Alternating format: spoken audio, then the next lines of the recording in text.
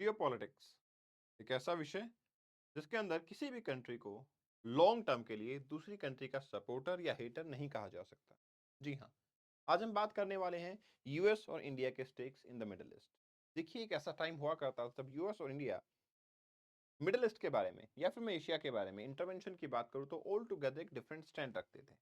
या मैं डायरेक्टली बोलूं तो इंडिया कभी नहीं चाहता था कि यूएस का इंटरवेंशन कहीं भी एशिया के अंदर देखने को मिले, because at that time US was direct supporter of Pakistan and that's why उसी लेंस से इंडिया यूएस को हमेशा ट्रीट करता था। लेकिन आज सिनेरियो कुछ अलग है। चलिए जानने की कोशिश करते हैं, डिस्कशन को स्टार्ट करते हैं। 2+2 डायलॉग काफी पॉपुलर होता जा रहा है, लेकिन ये 2+2 का मतलब क्या होता है? 2+2 का मतलब होता है किसी भी कंट्री के डिफेंस मिनिस्टर और फॉरेन मिनिस्टर आपस में मीट करते हैं दूसरी कंट्री के डिफेंस और फॉरेन मिनिस्टर के साथ में। 2+2 डायलॉग हुआ इंडिया और यूएस के लीडर्स के बीच में, और ये देखने को मिला कि काफी ज्यादा एक डिटेल डिस्कशन जो है वो आपके मिडिल ईस्ट के ऊपर डिस्कशन हुआ। दोनों ही नेशन ने, दोनों ही तरफ के लीडर्स ने मिलके ये एक स्टेटमेंट दिया कि यस, इजराइल जो कर रहा है that is a cause of protection. वो अपनी प्रोटेक्शन के लिए अटैक कर रहा है। हमास का जो टेरर अटैक था that was basically wrong, humanitarian aspect से भी रॉन्ग है और जियोपॉलिटिकल एस्पेक्ट से भी वो गलत था। दैट्स व्हाई मैं ये बोलूंगा कि दोनों का स्टैंड जो है वो सिमिलर काइंड ऑफ स्टैंड आपके जियोपॉलिटिक्स के मिडिल ईस्ट पार्ट पे देखने को। During the meeting defence minister और फॉरेन मिनिस्टर दोनों ने हमास को क्रिटिसाइज भी किया। अब इंपॉर्टेंट ये है कि इजराइल का जो मिलिट्री ऑपरेशन है उन्होंने इसको काफी वाजिब ठहराया।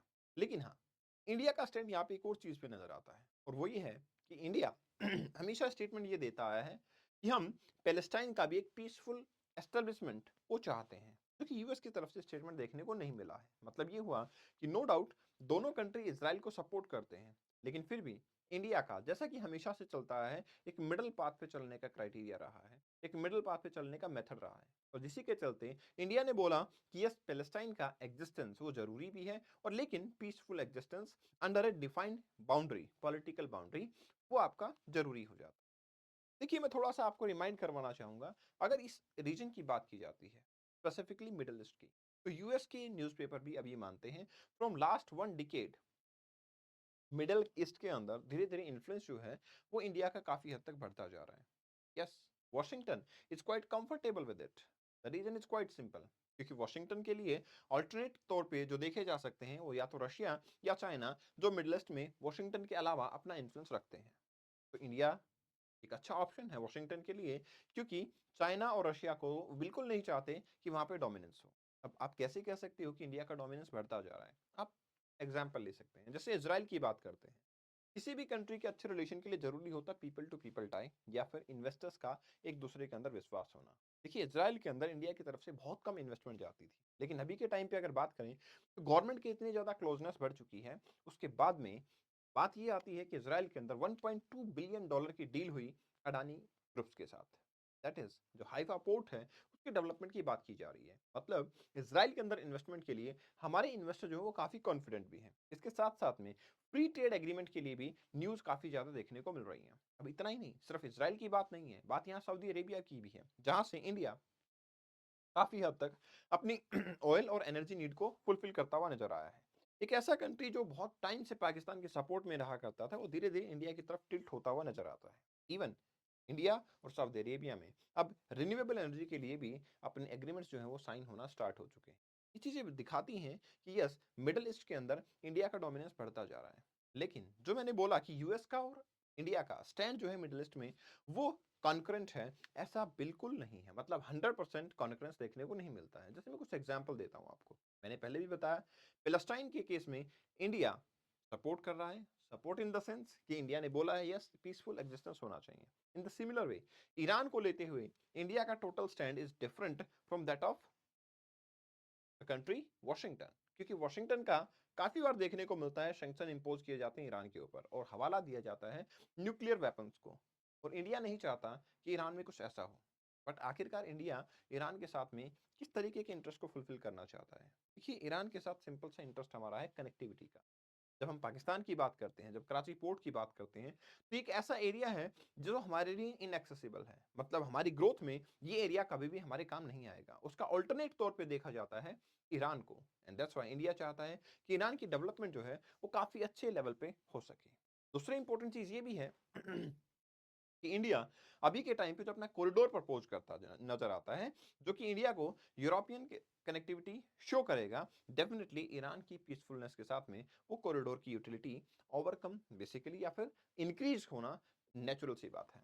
हिस्टोरिकली दिल्ली और वॉशिंगटन जो हैं उनके अंदर एशिया में काफी सारे ओड्स रहे हैं, जैसा मैंने पहले बता दिया है। लेकिन अब चाइना का बढ़ता इन्फ्लुएंस, उसके साथ साथ में रशिया का बढ़ता इन्फ्लुएंस के चलते वॉशिंगटन इज कंफर्टेबल कि इंडिया का डोमिनेंस यहाँ पे बढ़े। हालांकि साफ साफ ये बताया जा रहा है कि यस, इंडिया जो है धीरे धीरे जब डोमिनेंस बढ़ेगा तो वॉशिंगटन को साइडलाइन करेगा, but even Washington is comfortable with it, क्योंकि उनका मानना ऐसा है रशिया और चाइना जिस तरीके से उनको साइडलाइन कर सकते हैं उस तरीके से इंडिया कभी भी उनको साइडलाइन नहीं करेगा। मतलब ना चाहते हुए भी इंडिया उनका इन्वॉल्वमेंट जो है वो कहीं ना कहीं मेजोरिटी में रखेगा, और यही कारण है जिसकी वजह से इवन इंडिया भी इसको प्रमोट करता हुआ नजर आता है। कैसे? इंडिया जब चाइना के एंगल से अपने फॉरेन पॉलिसीज को देखता है तो चाइना कभी नहीं चाहता कि साउथ एशिया के अंदर या फिर इंडियन ओशन के अंदर इंडिया का डोमिनेंस बढ़े।